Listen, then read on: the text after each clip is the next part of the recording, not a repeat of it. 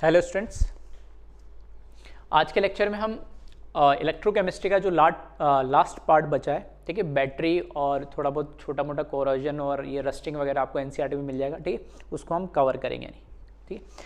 चलिए तो स्टार्ट करते हैं हम बैटरीज से। तो बैटरीज हमें पता है, सेल और बैटरीज वगैरह हम क्या करते हैं, हमारे घरों में यूज़ ही करते हैं, डायरेक्ट इनडायरेक्ट वे में हमारे लाइफ का एक पार्ट है। अब बैटरीज को हम क्या कर सकते हैं, दो कैटेगरी में डिवाइड कर सकते हैं, ठीक है। तो पहले तो बैटरी क्या है उसको हम देख लेते हैं। तो बैटरी लिखा है, a battery is a combination of two or more galvanic cell in series which converts chemical energy into electrical energy. तो हमने चैप्टर के स्टार्टिंग में ही, ठीक है, चैप्टर को हमने स्टार्ट ही कैसे करा था, इलेक्ट्रोकेमिकल सेल, वोल्टिक सेल या गैल्वेनिक सेल से। तो बैटरीज जो हम घरों में यूज़ करते हैं, जो पेंसिल सेल्स आते हैं, जो हम रिमोट्स वगैरह में यूज़ करते हैं या टॉयज़ के अंदर यूज़ करते हैं या रेडियो ट्रांजिस्टर वगैरह में हम यूज़ करते हैं थोड़े बड़े वाले, तो ये सभी क्या हमारे लिए एक बैटरी या सेल है। तो सभी कैसे, इलेक्ट्रोकेमिकल सेल है, वोल्टिक सेल है, गैल्वेनिक सेल है, जो कि केमिकल एनर्जी को इलेक्ट्रिकल एनर्जी में क्या करते, कन्वर्ट करते। हाँ, आजकल रिचार्जेबल सेल्स भी आते, ठीक है, या जैसे हमारे इन्वर्टर्स वगैरह होते हैं ना, तो उन पे भी हम आगे बात करेंगे। तो उसी बेसिस पर हमने इसको दो कैटेगरी में डिवाइड करा है। तो पहले तो बैटरी क्या है, बैटरी भी एक इलेक्ट्रोकेमिकल सेल है जो क्या करता है, केमिकल एनर्जी को इलेक्ट्रिकल एनर्जी में कन्वर्ट करता है। हमने क्या करा, सेल डाला रिमोट के अंदर या टॉय के अंदर, वो क्या कर रहा है, उसके अंदर कुछ केमिकल रिएक्शन हो रही है, उसको इलेक्ट्रिकल एनर्जी में कन्वर्ट कर दे रहा है, ठीक है। नेक्स्ट पॉइंट लिखा है इसमें, a useful battery should have the following characteristic. अगर हम कह रहे हैं कि अगर हमारे पास कोई बैटरी है तो उसकी कैरेक्टरिस्टिक क्या क्या होनी चाहिए, तो सबसे पहला, it should be light and compact, ठीक है, जितना हल्का हो और कॉम्पैक्ट हो, है ना, तो उतना ही हमारे लिए कन्वीनियंट होगा यूज़ करने के लिए। नेक्स्ट लिखा है इसमें, its voltage should not vary appreciably during its use. तो हर एक आप सेल भी देखोगे ना, जो सेल्स होते हैं हम रिमोट वगैरह में यूज़ करते हैं, उसके ऊपर वोल्टेज लिखा होता है 1.3 वोल्ट, 1.5 वोल्ट, इस तरीके से। तो वो वोल्टेज जो लिखा है वो उतना ही प्रोवाइड करे कंटिन्यूसली, वेरी नहीं हो, ऐसा नहीं कि 1.5 लिखा 0.7 रहा या अचानक से 2 वोल्ट आ गया, ठीक है। तो उसके अकॉर्डिंग ही वो जो टॉयज़ वगैरह या रिमोट होते हैं वो कैसे ट्यून किए जाते हैं। तो वेरी नहीं करनी चाहिए वोल्टेज। नेक्स्ट लिखा है, it should be long lasting even when it is not in use.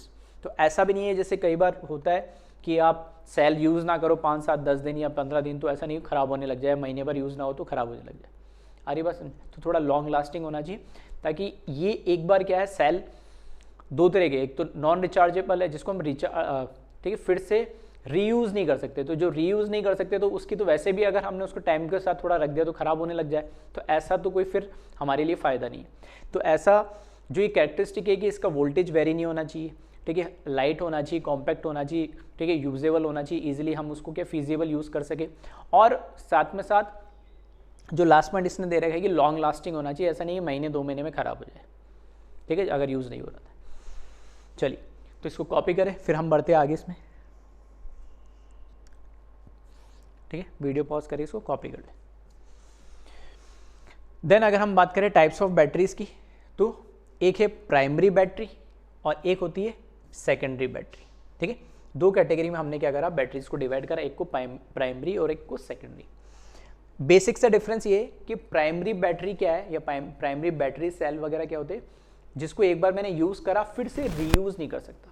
जबकि सेकेंडरी क्या है, जिसको मैंने यूज़ करा फिर उसको मैंने फिर से रीयूज़ कैसे करें, मैं उसको क्या करूँ, सारी केमिकल एनर्जी को मैंने इलेक्ट्रिकल एनर्जी में कन्वर्ट कर दिया, अब उसमें बचा ही नहीं, फिर मैं उसको वापस क्या कर रहा हूँ, चार्ज कर रहा हूँ, अब इलेक्ट्रिकल एनर्जी वापस केमिकल एनर्जी में कन्वर्ट होगी, फिर जब मेरे को जरूरत पड़ी तो फिर मैं केमिकल से वापस, तो ये दोनों कन्वर्जन चलता रहता है, जिसको हम रिचार्जेबल सेल्स या बैटरीज भी बोलते हैं। तो प्राइमरी जो बैटरीज हो या प्राइमरी सेल्स होते हैं वो तो हमारे एक बड़े कॉमन है, जो हम रिमोट वगैरह में यूज़ करते हैं, उसमें भी आजकल आने लगे रिचार्जेबल। बट हाँ, जो सेकेंडरी बैटरी, इसका बहुत ही मोस्ट कॉमन एग्जांपल है हमारे व्हीकल के अंदर जो बैटरी होती है, और दूसरा हमारे घरों में इन्वर्टर्स जो होते हैं वो भी क्या एक तरीके से सेकेंडरी बैटरी। भाई जब हमारे घरों में लाइट आ रही है, ठीक है, इलेक्ट्रिसिटी आ रही है, तो उस समय में क्या होता है, वो जो इन्वर्टर होता है वो इन्वर्टर बैटरी से कनेक्टेड होता है, तो वो बैटरी क्या करता है, हमारे घरों में जो लाइट आ रही है उस लाइट को, इलेक्ट्रिसिटी को यूज़ करता है और केमिकल एनर्जी के अंदर स्टोर कर लेता है। जैसे लाइट चली गई, इलेक्ट्रिसिटी चली गई घर के अंदर, अब वो जो केमिकल एनर्जी स्टोर्ड है वो किस में कन्वर्ट होने लगती है, फिर इलेक्ट्रिकल एनर्जी में। तो इस तरीके से ये इसका वाइस वर्सा ट्रांजिशन चलता रहता है। जब सेल को, बैटरी को यूज़ करते तो एज ए इलेक्ट्रोकेमिकल सेल जैसे काम करता है, और जब वो उसको चार्ज कर रहे होते तो वो एज ए इलेक्ट्रोलाइटिक सेल जैसे काम कर रहा होता है। आ रही बात समझ में? तो दोनों इस तरीके से चलता है पैरेलल। और बात करेंगे आगे डिटेल में, ठीक है? तो वीडियो पॉज करके इसको कॉपी कर ले। चलिए फिर पहले देख लेता हम प्राइमरी बैटरीज के बारे में। तो primary batteries after their use over a period of time become a dead and the cell reaction is completed and this cannot be reused again, ठीक है? जो ऑलरेडी मैं आपको बता चुका हूँ कि उसमें सेल रिएक्शन कंप्लीट हो जाती है, मतलब कहाँ इक्विलिब्रियम आ जाता है। ऑलरेडी हम सब चीज़ें डिस्कस कर चुके इलेक्ट्रोकेमिकल सेल में। तो उसको हम बोलते हैं सेल डेड हो गया, अब हमारे काम का नहीं, हम उसको फेंक देते हैं, फिर नया हमें लेना पड़ता है। वन टाइम यूज होता है ये। एग्जाम्पल के लिए बहुत कॉमन एग्जाम्पल है ड्राई सेल और लेक्लांचे सेल भी बोला जाता है उसको, ठीक है? सेकेंड एक मरकरी सेल। मरकरी सेल हमारे जो वॉचेस वगैरह होती है, हैंड वॉचेस वगैरह, ठीक है? अब तो हमारे पास स्मार्ट वॉच आ गई तो ठीक है, वो अलग कहानी हो गई। लेकिन हाँ, पहले के जो वॉचेस होती थी, नॉर्मल वॉचेस, उसके अंदर भी क्या होते थे, छोटे छोटे से होते हैं ना बटन सेल जिनको हम बोलते थे, ठीक है? वो कैसे होते हैं? तो मरकरी सेल होते हैं, ठीक है? और ड्राई सेल, लेक्लांचे सेल तो हम घरों में रिमोट वगैरह में यूज़ करते हैं, उसी को बोलते हैं, ठीक है? चलिए कॉपी करें इसको।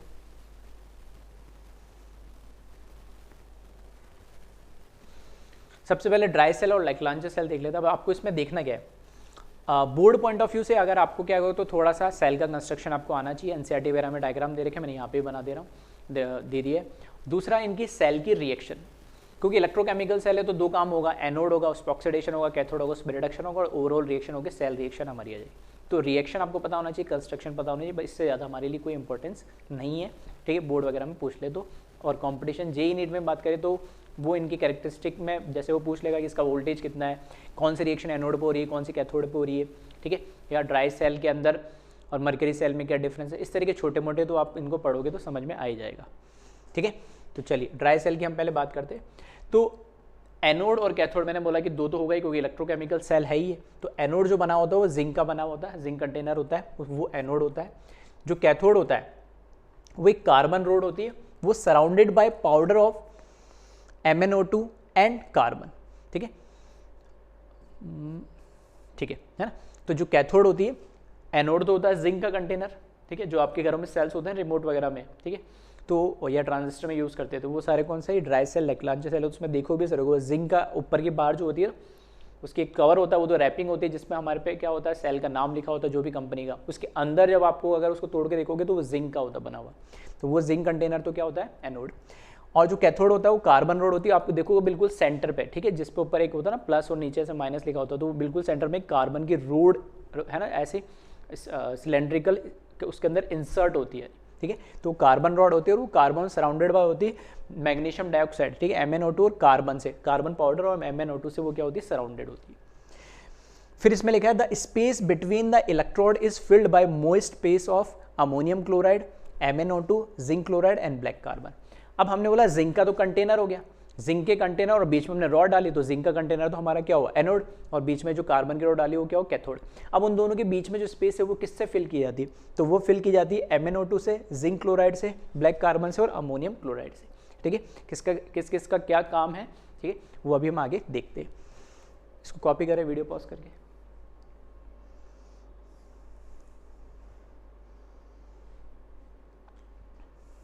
चलिए ये हमारे पास ड्राई सेल या लेक्लांचे सेल, तो इसको थोड़ा सा ऐसा 3D में कट करके दिखाया है।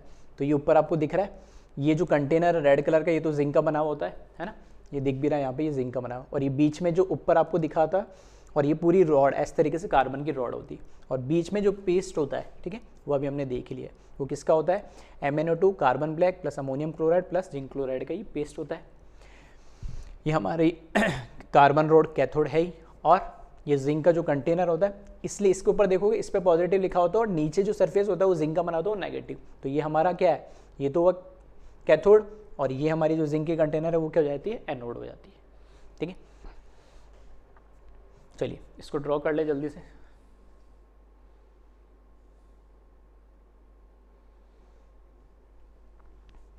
चलिए अब हम इसमें बात करते हैं रिएक्शन की। तो एनोड पे हमें पता है क्या होना चाहिए, हमेशा ऑक्सीडेशन होना चाहिए।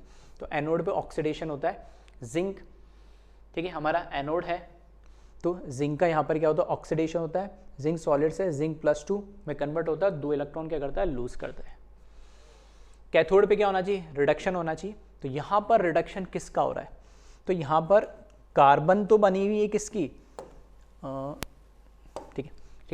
कार्बन तो क्या है हमारे पास यहाँ पे कैथोड है, लेकिन कैथोड खुद कार्बन तो कैसा इनर्ट इलेक्ट्रोड होता है, उसका रिडक्शन नहीं होता है। तो यहाँ पे तो हम देख सकते हैं कि जिंक 0 से +2 इसका तो हो रहा है ऑक्सीडेशन, ठीक है, यहाँ पर इसका क्या हो रहा है, ये ऑक्सीडेशन हो रहा है। बट यहाँ रिडक्शन कार्बन का नहीं होता, कार्बन तो कैसे होती है इनर्ट इलेक्ट्रोड, तो यहाँ रिडक्शन होता है किसका, मैग्नीज का। यहाँ देखोगे तो ऑक्सीजन पे -2, तो मैग्नीज का ऑक्सीडेशन स्टेट कितना है +4, मैग्नीज +4 से। अब यहाँ देखना ध्यान से, मैं यहाँ क्या कह रहा हूँ, ये तो है पूरा OH -1 हो गया, ये अकेला ऑक्सीजन है तो ये हो गया -2। तो यहाँ पे जो ऑक्सीडेशन स्टेट है मैग्नीज की, इसको x मान लें, तो x -2 -1, तो x -3 उधर जाएगा तो +3, तो यहाँ पे मैग्नीज की ऑक्सीडेशन स्टेट क्या है +3। तो +4 से कहाँ जा रहा है, +3 के अंदर क्या हो रहा है, मैग्नीज रिड्यूस हो रहा है, तो यहाँ पर क्या हो रहा है, ये रिडक्शन हो रहा है। किसका रिडक्शन हो रहा है, मैग्नीज का। तो यही होता है इलेक्ट्रोकेमिकल सेल में, एनोड पे ऑक्सीडेशन होना चाहिए, कैथोड पे रिडक्शन होना चाहिए। तो यहाँ जिंक का तो ऑक्सीडेशन हो रहा है और मैग्नीज का रिडक्शन हो रहा है।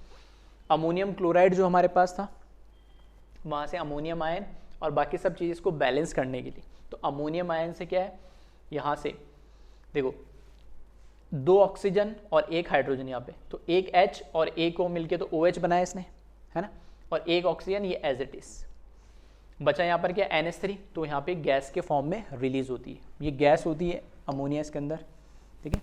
तो यहाँ पर ये गैस के फॉर्म में रिलीज होती है, कौन, अमोनिया, ठीक है। तो रिएक्शन थोड़ा सा आपको ध्यान रखना पड़ेगी।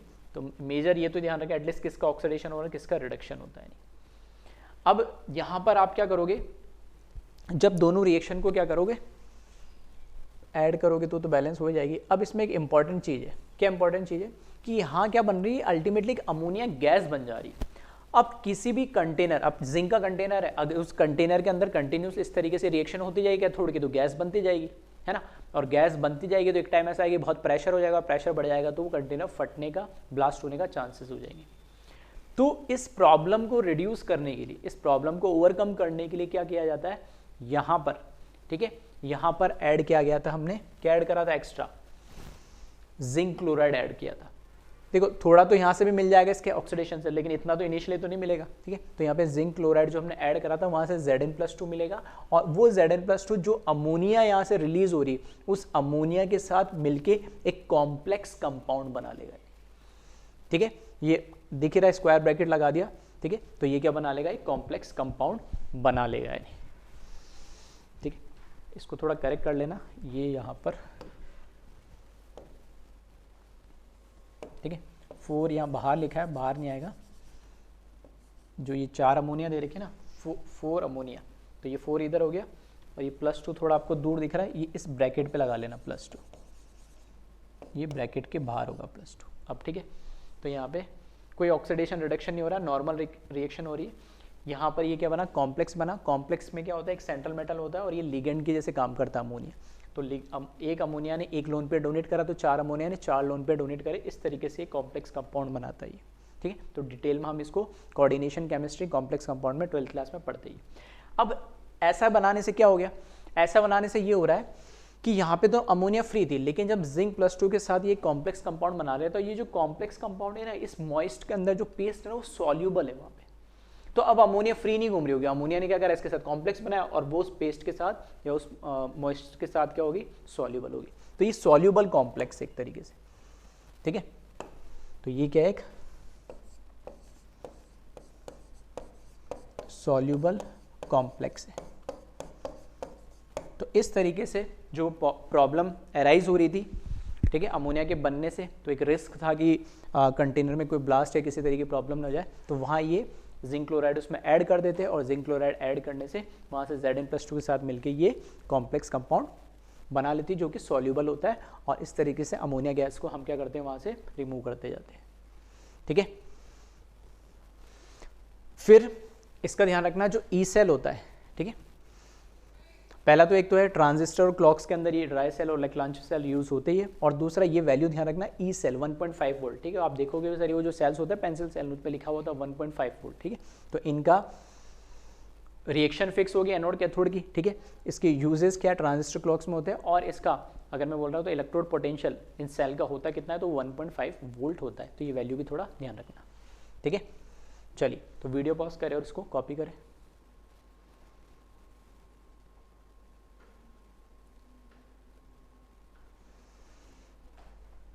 चले फिर बढ़ते हैं हम आगे मरकरी सेल पे। जो दूसरा हमारे पास प्राइमरी सेल था वो है मरकरी सेल। मरकरी सेल में देखोगे तो ये इसका मैंने बताया बटन सेल भी बोला जाता है। तो ये ऊपर तो आपको दिख रहा है, ठीक है। ये जो पोर्शन है ना, सिर्फ कौन सा वाला, पूरा नहीं, कैसे बोल सकते हैं हम, ये वाला जो पोर्शन आपको दिख रहा है इतना इतना, ठीक है। ये एनोड कैप कहलाती है, ये पूरा एनोड कैप है यानी, ठीक है। ये बाहर तो सेल का कैन है, मतलब उसको होल्ड करने के लिए इस तरीके से एक मेटल का या फिर एलॉय का बना देते हैं। तो ये ऊपर वाला है वो एनोड है, ठीक है, नीचे आ जाता है। इसमें क्या है, ये ऊपर आपको जो रेड कलर का दिख रहा है, ठीक है, ये ऊपर तो एनोड कैप होगी, ये एनोड है, ठीक है। क्या है अभी देखेंगे हम, ये एनोड है और ये ऊपर इसके एनोड कैप लगा दी। नीचे ये येलो कलर की जो लाइन दिख रही है, ये एनोड और कैथोड को क्या अलग अलग रखने के लिए, ये तो क्या हुआ एक सेपरेटर डाल दिया हमने कुछ इसके अंदर, ठीक है, सेपरेटर डाल दिया। और नीचे जो ब्लू कलर का नजर आ रहा है आपको वो क्या है, कैथोड है, ठीक है। यहाँ पर गैस्केट वगैरह लगा दिए, ठीक है, वो फिटिंग वगैरह उसमें लीकेज वगैरह ना हो, फिट करने के लिए इस तरीके से। और ये सेल का पूरा क्या कहलाता है, कैन कहलाता है, मतलब जिसके अंदर ये होल्ड करके इसको रखा जाता है, ठीक है। तो उसको हम बोलते हैं सेल की। चलिए अब इसमें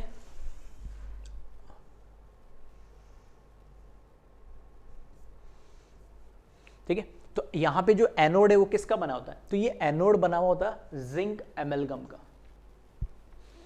एमेलगम क्या होता है तो हम ऑलरेडी बात कर चुके हैं, ठीक है। एमेलगम होता है एलॉय, दो या दो से ज़्यादा मेटल कंबाइन होकर कोई कंपाउंड बनाते हैं, तो हम उसको क्या बोलते हैं, एलॉय, प्रॉपर्टीज़ को इंप्रूव करने के लिए। और अगर उसमें से एक एलिमेंट अगर फिक्स हो जाए मरकरी, तो हम उनको एमेलगम बोलते हैं। तो यहाँ पर मरकरी और जिंक, मरकरी भी एक मेटल ही है, ठीक है। तो मरकरी और जिंक दो मेटल जब कंबाइन हुए तो एक एलॉय बना, और उस एलॉय को हम जनरली क्या बोलते हैं, एमेलगम। तो जिंक मरकरी या जिंक एमेलगम है यहाँ पे, ठीक है, वो एनोड जिसका बना हुआ है। कैथोड की अगर मैं बात करूँ तो कैथोड क्या है, cathode a mixture of mercury oxide, potassium hydroxide, zinc oxide and carbon. तो ये जो कैथोड बना हुआ है ये एक मिक्सचर है, HgO, KOH, ZnO और कार्बन का मिक्सचर है, ठीक है। तो सब चीज़ याद रखना, किसमें एनोड क्या है, किसमें कैथोड क्या है और कैसे रिएक्शन होती है, ठीक है। तो ये तो हुई बात मरकरी सेल के अंदर एनोड और कैथोड की। तो वीडियो पॉज करें और इसको कॉपी करें।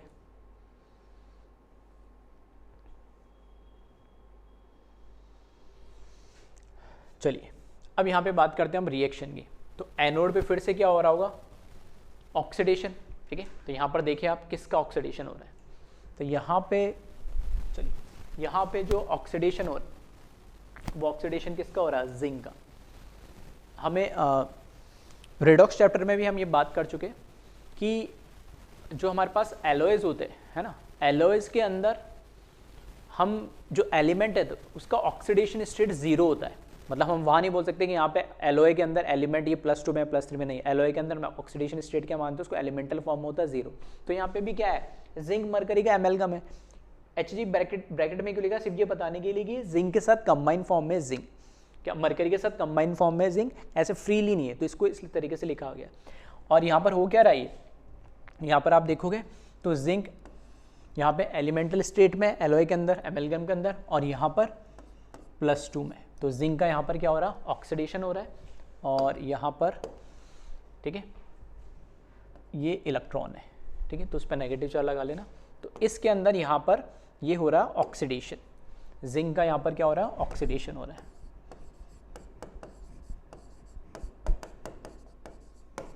ठीक है, जिंक का क्या हो रहा है, ऑक्सीडेशन हो रहा है।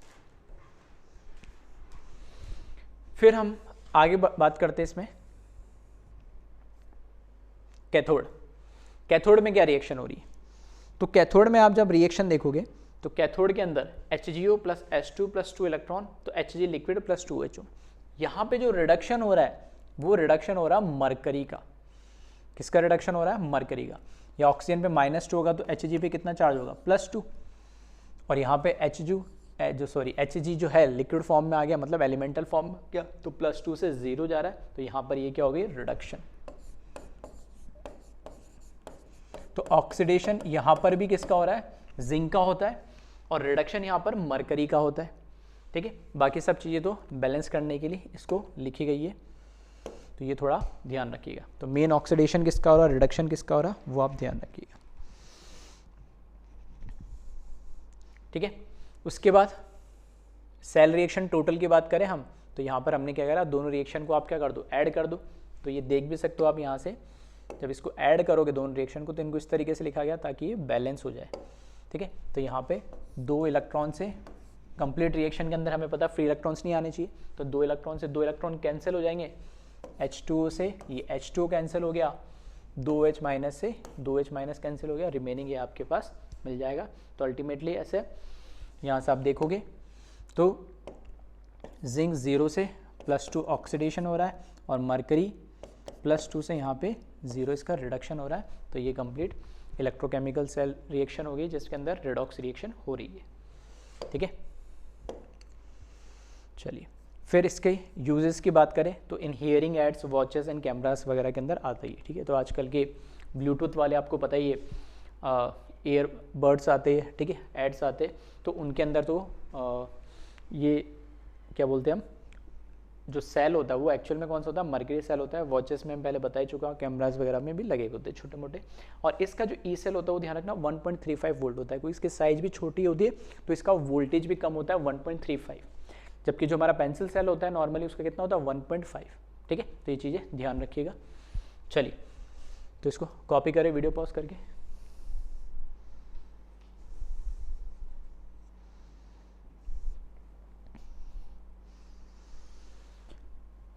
फिर आगे बढ़ते हैं हम, ये तो बात करी हमने प्राइमरी सेल की। सेकेंडरी सेल या सेकेंडरी बैटरी की हम बात करें तो a secondary cell after its use can be recharged and can be used again। ठीक है, तो एक बार ऐसा नहीं कि पूरा डिस्चार्ज हो जाए तो फिर यूज़ नहीं कर सकते, इसको फिर से चार्ज करके यूज़ कर सकते हैं। नेक्स्ट पॉइंट लिखा है, a good secondary cell undergoes a large number of discharging and charging cycle। ठीक है, तो ऐसा नहीं 2 बार 5 बार चार्ज रिचार्ज करा और ख़राब हो गया, नहीं। ठीक है, तो आपको पता है इन्वर्टर वगैरह कितनी बार चार्ज होता होगा और कितनी बार रिचार्ज होता होगा, तो उसमें अच्छे नंबर ऑफ साइकिल्स, मतलब चार्ज और डिस्चार्ज, चार्ज डिस्चार्ज ये एक साइकिल होगी, तो ऐसे अच्छे खासे नंबर होते हैं उसमें। ऐसा नहीं है 10 20 50 बार आपने करा और वो खराब हो गया। नेक्स्ट पॉइंट लिखा है, it can convert chemical energy into electrical energy during discharging and electrical energy into chemical energy during charging. ठीक है, तो जैसे स्टार्टिंग मैंने बताया था कि जो सेकेंडरी सेल होते हैं जिनको हम रिचार्ज कर सकते हैं, चार्जेबल होते हैं, तो वैसे पेंसिल सेल भी आने लगे आजकल जिसको चार्ज कर सकते हैं, थोड़े महंगे आते हुए है ना, नॉर्मल से तो काफ़ी महंगे आते हैं। अगर नॉर्मल वाला 15-20 रुपये का एक आ रहा तो वो 100-150 रुपये का एक आता है। ठीक है, तो 10 गुना लगभग उसकी प्राइस ज़्यादा होती है। उसमें भी एक लिमिटेशन होती है कि उसको 50 बार 60 बार या 80 बार इतनी बार ही उसके जो ये साइकिल्स होते हैं वो होते चार्जिंग डिस्चार्जिंग के, ज़्यादा नहीं होते। जबकि हमें पता है जो हमारे व्हीकल के अंदर बैटरीज लगी होती है और घर पे इन्वर्टर्स वगैरह लगे होते हैं उसमें अच्छे खासे नंबर उनके साइकिल्स के नंबर होते हैं, उनको काफ़ी टाइम तक हम चार्ज रिचार्ज कर सकते हैं। तो इसमें ये बोला गया, जैसे स्टार्टिंग मैंने बताया था कि जब भी हम सेल को यूज़ कर रहे हैं तो उसमें क्या हो रहा है, केमिकल एनर्जी इलेक्ट्रिकल एनर्जी में कन्वर्ट हो रही है। ठीक है, तो वो क्या हो रहा है, उस टाइम डिस्चार्ज हो रहा है, यूज़ में आ रहा है। जब हम इसको यूज़ में नहीं ले रहे, जब हम उसको यूज़ में नहीं ले रहे तो हम उसको खुद क्या कर रहे हैं, फिर से उसको बैटरी को चार्ज करने का काम कर रहे हैं। तो चार्ज करते समय क्या हो रहा है, इलेक्ट्रिकल एनर्जी हम उसको दे रहे हैं जो कि केमिकल एनर्जी के फॉर्म में स्टोर्ड हो जाती है। ठीक है, तो चार्जिंग के टाइम तो इलेक्ट्रिकल एनर्जी केमिकल में कन्वर्ट होती है, डिस्चार्जिंग के टाइम मतलब डिस्चार्जिंग का मतलब क्या, हम उसको यूज़ कर रहे हैं तब केमिकल एनर्जी इलेक्ट्रिकल में कन्वर्ट होती है। चलिए तो इसको कॉपी कर ले वीडियो पॉज करके।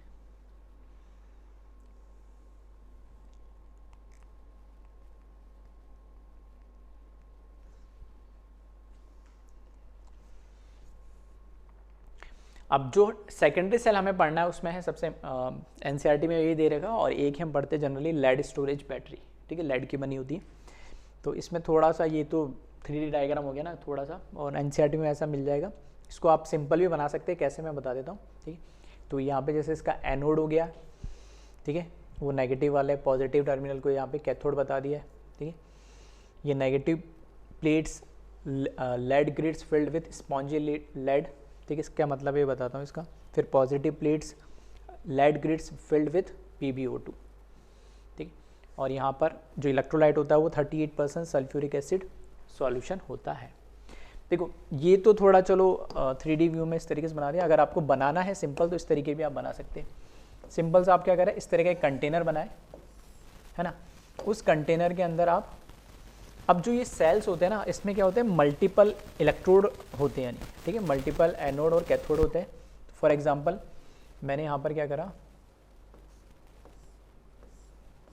एक, ठीक है, ये 2 और यहाँ पे ये 3। इसी तरीके से 3 में यहाँ पर क्या बना दूँ, 1, 2 और यहाँ पर 3, ठीक है। ऐसे 3, 4, 5, 6 ऐसे मल्टीपल इलेक्ट्रोड होते हैं। इन सभी को मैंने क्या करा, एक साथ कनेक्ट कर दिया। तो फॉर एग्जांपल जैसे इन तीनों को एक साथ कनेक्ट करा, और ठीक है, ये अब 2D बना रहा हूँ तो इस तरीके से बाईपास हो रहे हैं। नहीं चलो यहाँ से कनेक्ट कर देता हूँ, थोड़ा इजी होगा दिखाने में, ठीक है। अंदर वैसे तो वो होगा, सॉल्यूशन होगा, बट मैंने अलग अलग दिखाने के लिए इस तरीके से कनेक्ट कर दिया, ठीक है। तो सिंपल आप जब आप नोटबुक में बना रहे हो तो ऐसा भी बना सकते हो। अब इसमें क्या है, ऐसे मल्टीपल एनोड और मल्टीपल क्या होते हैं, कैथोड होते हैं। तो इसमें अगर मैंने माना ये जो एनोड है, ठीक है, ये मैंने माना 1, 2, 3 एनोड है, और जो एनोड बना हुआ होता है वो होता है लेड का, और जो ये कनेक्टेड है ये क्या मैंने मान लिया, ये है कैथोड। मल्टीपल कैथोड ऐसे 3, 4, 5 कितने भी हो सकते हैं। और जो कैथोड बना हुआ होता है वो होता है PbO2 का बना हुआ होता है, ठीक है। एनोड बना हुआ होता है लेड का, और कैथोड बना होता है लेड ऑक्साइड का, PbO2 का। और इसके बीच में आप चाहो तो दिखा सकते हैं, ठीक है। ये वायर मैं नीचे से निकाल दिया, आप यहीं से ऊपर से निकाल लें। मेरे पास जगह नहीं थी, कम थी, इसलिए मैंने थोड़ा ऐसे बना दिया। इन तीनों के वायर ऊपर निकाल के एनोड कैथोड आप अलग अलग दिखा देना। और इसके अंदर जो इलेक्ट्रोलाइट होता है वो कौन होता है, 38% सल्फ्यूरिक एसिड, ठीक है। तो इसके अंदर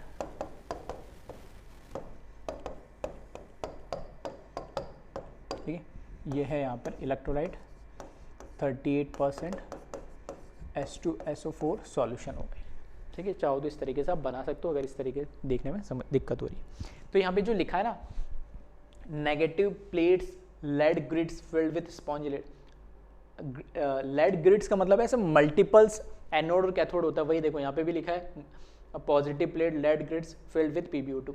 तो जो PbO2 है, ठीक है, वो PbO2 क्या हमारा कैथोड है, तो ऐसे मल्टीपल्स इलेक्ट्रोड होगी। और जो हमारा नेगेटिव प्लेट है, जो हमारा एनोड है, ठीक है, वो Pb का बना होता है इसमें। अब कैसे क्या सेल रिएक्शन होती है, ठीक है, उसको आप समझ लेते हैं। तो एक बार पहले वीडियो पॉज करके इसको कॉपी कर ले।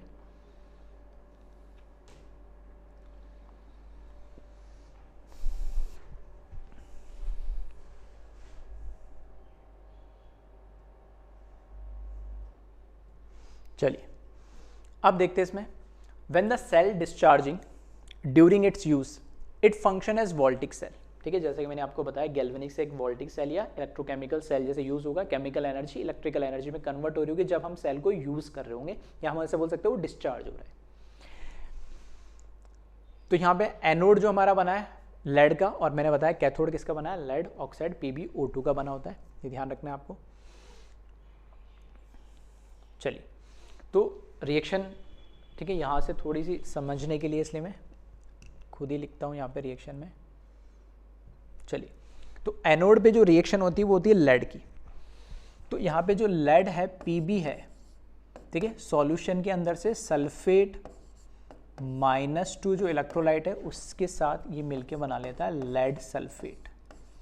साथ में क्या करता है, ये 2 इलेक्ट्रॉन लूज करता है, ठीक है।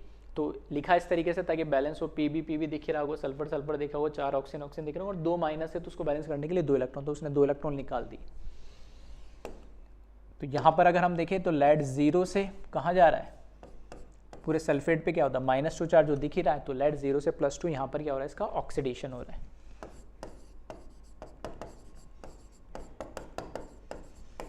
ठीक है। कब की बात कर रहे हैं, जब हम सेल को यूज कर रहे हैं, डिस्चार्जिंग हो रहा है। देन नेक्स्ट अगर हम बात करें कैथोड की रिएक्शन की, PbO2 की रिएक्शन की।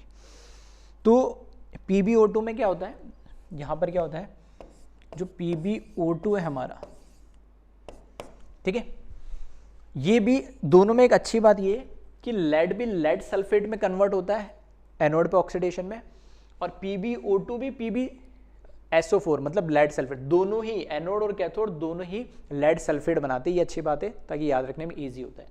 तो लेड सल्फेट के साथ ये रिएक्शन करेगा, तो उसके लिए मैंने क्या करा यहाँ पर, ठीक है, वो तो बैलेंस करोगे इसलिए आ जाएगा, इसलिए मैंने 2 पहले लगा दिया, 2H2SO4 आ जाएगा, और सिर्फ बैलेंस करने के लिए यहाँ पे मैंने Pb लगा दिया, और ये भी किस में कन्वर्ट हो जाता है, PbSO4 में कन्वर्ट हो जाता है। तो दोनों में क्या है, लेड से लेड सल्फेट में ही क्या हो रहा होता है, कन्वर्ट हो रहा होता है, ठीक है। और बाकी बैलेंस करने के लिए यहाँ पे मैंने क्या लगा दिया, 2H2O। देखिए, क्योंकि यहाँ पे बैलेंस मुझे करना था इसलिए क्या करा, ठीक है, बैलेंस करना था इसलिए यहाँ पर क्या करा, 2 लगा दिया, तो 4 हाइड्रोजन हो गए, तो यहाँ पर 2H2 हो गए। Pb यहाँ पे एक ही था, लेकिन यहाँ पे इसकी वजह से 2 PbSO4 लेना पड़ा मेरे को, तो इसलिए यहाँ पर एक Pb यहाँ मैंने ऐड कर दिया, ठीक है। ये मैंने ऐड करा सिर्फ बैलेंस करने के लिए रिएक्शन। और यहाँ पर आप जब देखोगे, ठीक है, यहाँ पर जब आप देखोगे तो यहाँ पर इसका ऑक्सीडेशन स्टेट कितना है, +4, ठीक है, ऑक्सीजन पे -2, तो Pb पे कितना होगा, +4, और यहाँ पर ऑक्सीडेशन स्टेट कितना है, +2। तो 0 से +2 ऑक्सीडेशन हो रहा है Pb का, और PbO2 में भी लेड का ही क्या हो रहा है, रिडक्शन हो रहा है। और दोनों में खास बात क्या है, दोनों ही किस में कन्वर्ट होते हैं, लेड सल्फेट में। तो यहाँ पर ऊपर ऑक्सीडेशन हो रहा है, नीचे रिडक्शन हो रहा है। और सबसे इंपॉर्टेंट बात, ठीक है, सबसे इंपॉर्टेंट बात कि इसके साथ, ठीक है, जब रिएक्शन होती है साथ में क्या रिलीज होती है, क्या हमें इसके साथ मिलता है हमें इलेक्ट्रिसिटी। चलो वो मैं फाइनल रिएक्शन में लिख देता हूँ, इसको यहाँ नहीं लिखते। चलो ठीक है, तो ये एनोड की रिएक्शन होगी, और ये किसकी रिएक्शन होगी, अच्छा मैंने कुछ गड़बड़ कर दिया है, इसको करेक्ट कर लेना थोड़ा सा, ये मैंने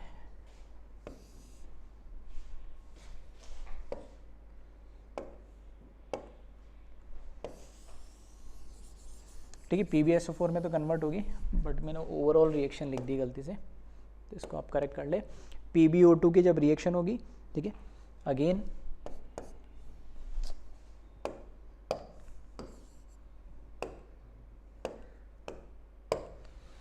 ठीक है, तो यहाँ पर मैंने लिखा PbO2 की रिएक्शन होगी तो सल्फेट से रिएक्शन होगी, जैसे यहाँ पर कराइए तो अभी तो बनेगा लेड सल्फेट बनेगा, ठीक है। और बाकी चीज़ सिर्फ बैलेंस करने के लिए यहाँ पे मैंने क्या लिख दिया, डायरेक्ट 4H प्लस 2 इलेक्ट्रॉन, तो यहाँ इसने बनाया PbSO4, अब सही लिखा है, ठीक है।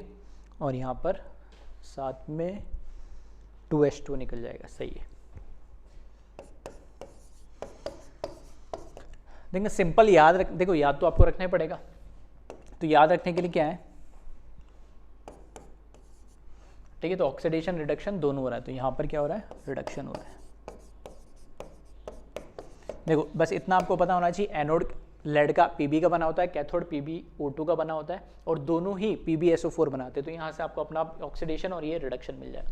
बाकी जो चीज़ें आप बाद में ऐड कर सकते हो, क्योंकि इसको SO4 चाहिए तो मैंने यहाँ पे SO4 ऐड कर दिया, और SO4 ऐड करा तो 2 माइनस आ रहा, तो उसको बैलेंस करने के लिए 2 इलेक्ट्रॉन ऐड कर दिया, सिंपल। PbO2 को भी यहाँ पे मैं क्या लिखूँ, PbSO4 डायरेक्ट लिख दूँ बस। अब जैसे मैंने PbO2 से PbSO4 लिखा, तो SO4 तो मुझे चाहिए, तो मैंने यहाँ पे SO4 ऐड कर दिया। अब SO4 ऐड करा, तो अब देखें यहाँ पे ये O जो यहाँ पर है ना, O ये रह गया नहीं, बस इस O को हटाने के लिए मैंने क्या करा यहाँ पर, क्योंकि जो भी ऑक्सीजन था उसको वाटर में कनेक्ट करा, तो उसने हाइड्रोजन चाहिए होंगे, तो वो हाइड्रोजन ऐड करा मैंने H+ के फॉर्म में, ठीक है। तो वैसे तो पता ही होगा आपको जो रेडॉक्स रिएक्शन में हम कैसे बैलेंसिंग करते हैं, तो वही सारी कहानी है। तो यहाँ पर उस हाइड्रोजन को बैलेंस करने के लिए 4H+ ऐड करा, और चार्ज बैलेंस करने के लिए अब यह देखना है कि -2 और +4, तो कितना बजा, +2, तो यहाँ पे 2 इलेक्ट्रॉन ऐड कर दी, ठीक है। अब दोनों रिएक्शन को आप ओवरऑल ऐड कर दो, दोनों रिएक्शन को ओवरऑल ऐड करोगे तो देखना यहाँ पे 2 इलेक्ट्रॉन से ये 2 इलेक्ट्रॉन तो कैंसिल हो जाएंगे, ठीक है। और ये सल्फेट और सल्फेट कितने हुए, 2 सल्फेट, और H+ कितने दे रखे, 4, तो H2SO4 लिखता हूँ ट्वाइस, 2 H2SO4 लिख सकता हूँ जब ऐड करूँगा, तो 2H+ के साथ जोड़ दो, 2H+ के साथ जोड़ दो तो 2H2SO4 आएंगे, तो दोनों को ऐड कर दो आप, ठीक है। तो अब जब इसमें ओवरऑल जब रिएक्शन लिखेंगे आप, ठीक है, ओवरऑल जब रिएक्शन लिखेंगे आप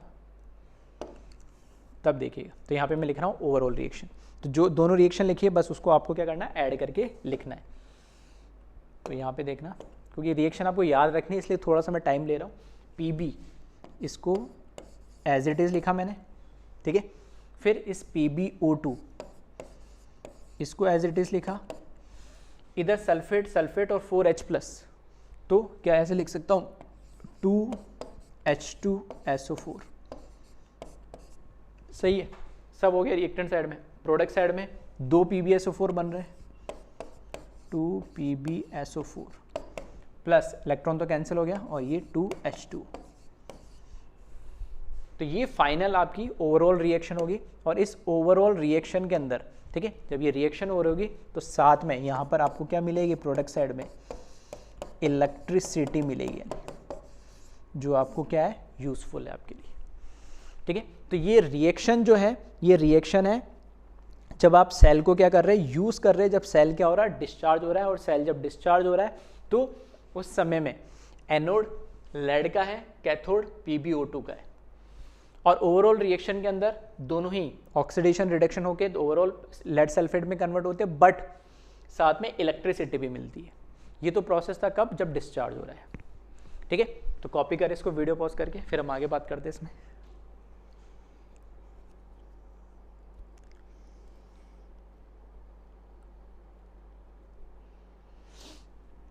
चलिए, अब इसमें क्या है कि ये तो बात थी जब सेल यूज कर रहे डिस्चार्ज हो रहा है। अब जब चार्ज हो रहा होगा तब क्या हो रहा होगा, चार्ज हो रहा होगा तो सारा प्रोसेस उल्टा है। ये जो आपने ओवरऑल रिएक्शन लिखे ना, ये रिएक्शन उल्टी हो जाएगी, रिवर्स कर देना। जो प्रोडक्ट है वो रिएक्टेंट और रिएक्टेंट है वो प्रोडक्ट बन जाएगा। तो वहां पे अभी यहाँ आउटपुट हमें, मतलब प्रोडक्ट साइड में इलेक्ट्रिसिटी मिल रही है, फिर हमें ये क्या करना पड़ेगा, ये रिएक्टेंट साइड आएगी, मतलब हमें इलेक्ट्रिसिटी देने पड़ेगी। इलेक्ट्रिसिटी देंगे तब वो रिएक्शन होगी। जो अभी एनोड है वो PB का बना है, वो कब, जब डिस्चार्ज हो रहा है। जब चार्ज करेंगे तो ये कैथोड बन जाएगा, और ये जो कैथोड PbO2 है ये उस टाइम जब चार्ज करेंगे तो एनोड बन जाएगा, ठीक है। सब काम उल्टे हो जाते हैं जब हम चार्जिंग करते हैं, जब डिस्चार्ज हो रहा। तो ये मैंने रिएक्शन किसकी लिखा है, ये डिस्चार्जिंग की, ड्यूरिंग इट्स यूज। चार्जिंग में सारा काम उल्टा आएगा, एनोड कैथोड, कैथोड एनोड बन जाएगा, और ये रिएक्शन भी क्या हो जाएगी, रिवर्स हो जाएगी, ठीक है। चलिए अब बढ़ते आगे इसमें।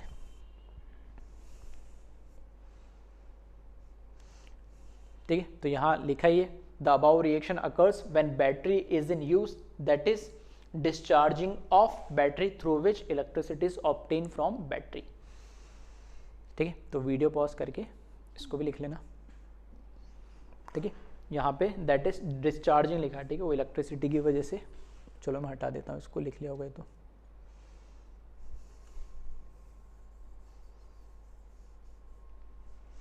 चलो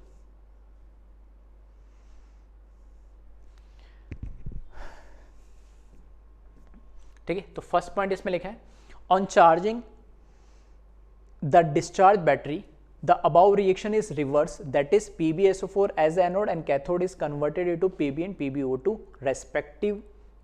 respectively with electricity given to the battery। ठीक है,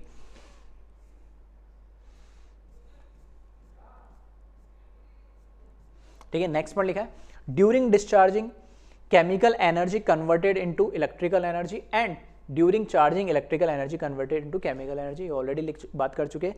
इन charging process water is consumed and H2SO4 is produce. ठीक है, अभी क्या हो रहा है, H2SO4 कंज्यूम हो रहा है और वाटर बन रहा है, वहाँ रिवर्स हो जाएगा, H2O कंज्यूम होगा और H2SO4 क्या होगा, प्रोड्यूस होगा। इसलिए कई बार आपने देखा भी होगा उसमें डिस्टिल वाटर ऐड किया जाता है, तब एग्जैक्ट जितना वहाँ से प्रोड्यूस हो रहा है वापस उसमें यूज हो जाए तो वो क्या होता है, धीरे धीरे खत्म होता जाता है। ठीक है, एग्जैक्ट उतना तो नहीं बनता है, इसलिए डिस्टिल वाटर आपने यूज देखा होगा, कई बार बैटरी में डाला जाता है, बोलता है पानी खत्म हो गया। ठीक है, तो वो डिस्टिल वाटर ऐड किया जाता है क्योंकि उसमें H2 चाहिए होता है आपको। ठीक है, चार्जिंग के टाइम में वाटर कंज्यूम होता है। और इसको रिप्रेजेंट करने के लिए कई बुक्स वगैरह में इस तरीके से रिप्रेजेंट करते हैं, लेड स्टोरेज या बैटरी को, या lead storage cell can be represented as PB से PbSO4, फिर ये सॉल्ट ब्रिज आ गया H2O, ये एक्वा से इलेक्ट्रोलाइट है इसलिए हमने यहाँ पे एक और लगा दिया यहाँ पर फेस चेंज के लिए, और PbO2 से PB।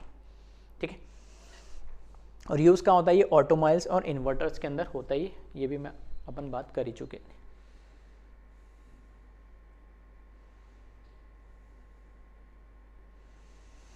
चलिए ठीक है, तो वीडियो पॉज कर इसको कॉपी कर ले। फिर एक सेल दे रखा है, ठीक है, इतना इंपॉर्टेंट तो नहीं है लेकिन दे रखा है, तो देख लेते हैं। निकल कैडमियम सेल भी बोला जाता है इसको।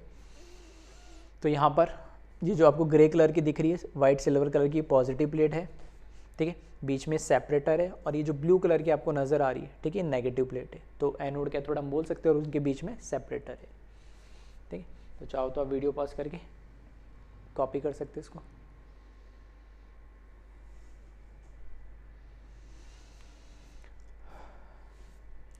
ठीक है, तो this cell has longer life than the lead storage cell. जो निकल कैडमियम का जो सेल है इसकी जो लाइफ होती है वो, ठीक है, लेड स्टोरेज वाले से थोड़ी ज़्यादा होती है। रिएक्शन बात करें एनोड कैडमियम का बना होता है, इसमें कैथोड वो हाइड्रेटेड निकल ऑक्साइड ऑन निकल बना होता है, ठीक है। इलेक्ट्रोलाइट जो इसमें यूज़ होता है वो होता है aqueous solution of potassium hydroxide, ठीक है। जैसे कि वहाँ पे H2SO4 यूज़ हो रहा था, उसमें 38% लेड स्टोरेज बैटरी के अंदर। कॉपी करें इसको, ठीक है। तो ये सब याद रखना पड़ेगा आपको, एनोड कैथोड इलेक्ट्रोलाइट, एनोड की रिएक्शन कैथोड की रिएक्शन।